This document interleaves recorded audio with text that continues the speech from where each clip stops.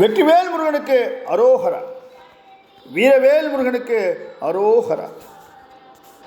நேற்று உரையில் சிங்கமுகனும் அவனுடைய 100 மகன்களும் வீரவாகுவோடு போரிட்ட நிகழ்வுகளை பார்த்தோம். உரையை முடிக்கும் போது வீரவாகுவால் ஏவப்பட்ட அஸ்திரம் அக்னியை கக்கிக் கொண்டு பாய்ந்து வந்து சிங்கமுகனின் 100 மகன்களையும் கொன்று குவித்தது என்று பார்த்தோம். மேலும் தன் மகன்கள் 100 பேரும் யுத்த களத்தில் கொல்லப்பட்டதை அறிந்த சிங்கமுகன் சினம் கொண்டான். இந்த வீரவாகுதான் முன்பு நம் அரக்கர்களுடைய சபைக்கு தூதனாக வந்தவன். இந்த வீரவாகுவை நாம் சாதாரணமாக நினைக்கக்கூடாது என்று புரிந்து கொண்டான் சிங்கமுகன். இவனை யுத்தகலத்தில் வெல்ல வேண்டும், எப்படியும் நாமே இவனை கொல்ல வேண்டும் என்று சிங்கமுகம் சிங்கநாதம் செய்தான் என்று நேற்று உரையை முடித்திருந்தோம். வாருங்கள் தொடர்ந்து பார்ப்போம். 2 பேருக்கும் இடையில் கடும் போர் நடந்தது. ஒருவரை ஒருவர் வலிமை மிகுந்த ஆயுதங்களால் மாறி மாறி தாக்கிக் கொண்டார்கள்.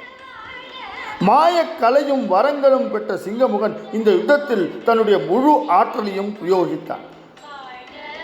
அவன் எதிரி படையினர் மீது மாய அஸ்திரத்தை பிரயோகித்தான். அவன் உபயோகித்த மாய அஸ்திரம் பூதப்படையினரை கடுமையாக தாக்கியது.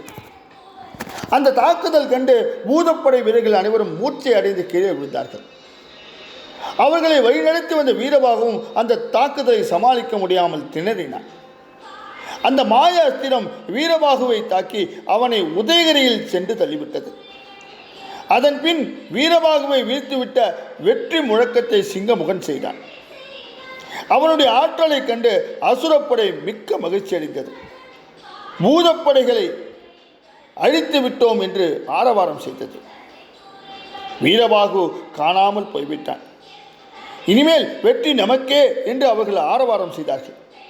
இதற்கிடையே முருகனை வதம் புரிய வேண்டும், அவனை வென்றால் தன்னுடைய வெற்றி முழுமையடையும் என்று சிங்கமுகன் எண்ணினான். அதனால் அவன் முருகன் எங்கிருக்கின்றான் என்று தேடி அலைந்து முருகன் இருக்கக்கூடிய மாளிகைக்கு சென்றான். இதற்கு சற்று முன்பு முருகப்பெருமானுக்கு வீரபாகு குறித்த தகவல்கள் சென்று சேர்ந்தது. சிங்கமுகன் யுத்தகலத்தில் மாய அஸ்திரங்களை பிரயோகம் செய்திருக்கின்றான். அவற்றால் பூதப்படை வீரர்கள் மிகவும் பாதிக்கப்பட்டிருக்கின்றார்கள். வீரபாகு தேவகிரி மலைக்கு தள்ளப்பட்டு விட்டான். எனவே முருகப்பெருமான் தானே தேரின் மீது ஏறி சிங்கமுகனை எதிர்த்து போர்க்களம் சென்று விட்டார். யுத்தகலத்தில் சிங்கமுகன் பூதப்படையினரை சிற்றெரும்பை நசுக்குவது போல நசுக்கிக் கொண்டிருந்தார். மேலும் அவன் பூதப்படை வீரர்களை எல்லாம் தன் கைகளால் அள்ளி வாயில் திணித்து கொண்டிருந்தான். அவனை கண்டதும் முருகன் புன்முறுவல் பூத்தார். சிங்கமுகனின் வீரத்தை கேள்விப்பட்ட சூரபத்மன் மிக்க மகிழ்ச்சி அடைந்தான்.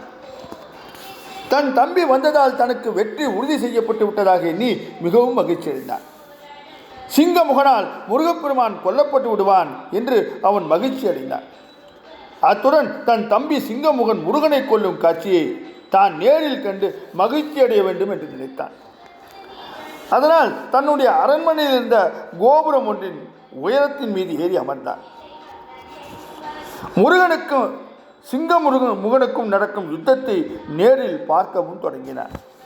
கடைசி நேரத்தில் காண்பதற்கரிய ஒரு யுத்த காட்சியை காணும் வாய்ப்பை தானே உருவாக்கி கொண்ட சூரபத்மன் யுத்தகலத்தை பார்த்தான்.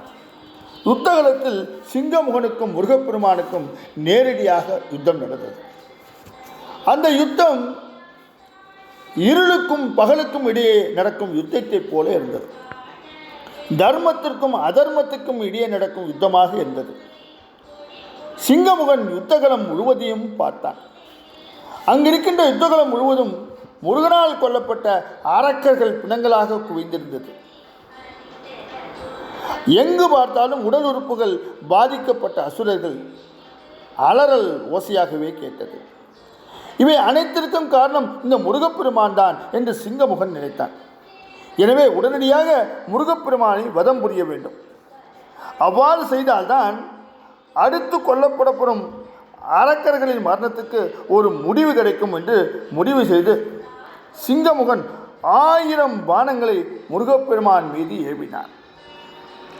சிங்கமுகனால் எரியப்பட்ட பானங்கள் சீறிக்கொண்டு முருகப்பெருமானை நோக்கி பாய்ந்து வந்தது.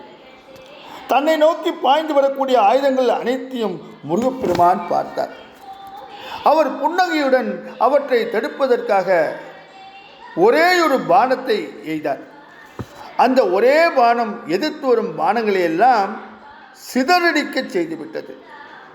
அதன் பின்பு முருகப்பெருமான் நேரடியாக சிங்கமுகனை தாக்கினார். அவரால் தாக்கப்பட்ட சிங்கமுகன் கைகால்களை இழந்தார்.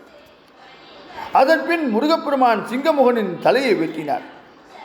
ஆனால் அப்போது ஒரு ஆச்சரியம் நிகழ்ந்தது. என்ன ஆச்சரியம் நிகழ்ந்தது? தொடர்ந்து நாளைய உரையில் பார்ப்போமா?